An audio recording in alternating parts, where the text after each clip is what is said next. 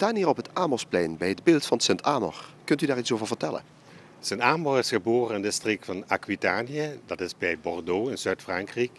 En daar leefde in de 7e eeuw en hij ging op pelgrimage naar Rome, naar het graf van Sint Petrus. En dat beviel hem niet zo heel erg. Daarna is hij naar het graf van Sint Servaas gekomen in Maastricht. En daar is hij ook overleden.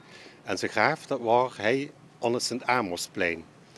Maar in de 12e eeuw hebben ze het graf opgegraven en de kneuk zijn overgebracht naar het klooster in Münster-Bilze in Belgisch-Limburg.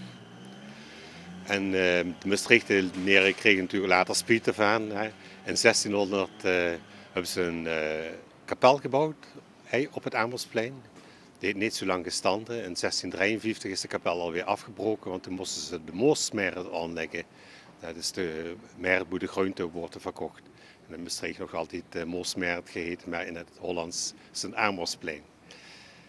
Het beeld wat hij staat, dat staat op een kolom dat afkomstig is van de Slevrouwenkerk.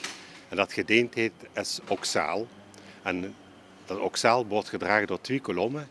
En staat hij op het Amosplein en de andere staat op de Grote Lurenstraat. En op de Grote Lurenstraat staat ook een beeldje van Willem Hofhuizen. En dit beeld dat is gemaakt door Charles Vos, de bekende Maastrichtse beeldhouwer in de vorige eeuw. En Sint Amor is afgebeeld als pelgrim. Er heeft een pelgrimsstaaf in zijn hand. En over zijn schouder heeft er een soort ransel met op reis ging. Het beeld is gemaakt van Franse kalksteen. En de zuil en de sokkel, dat is van zandsteen. En op die sokkel staat nog een inscriptie in het Latijn.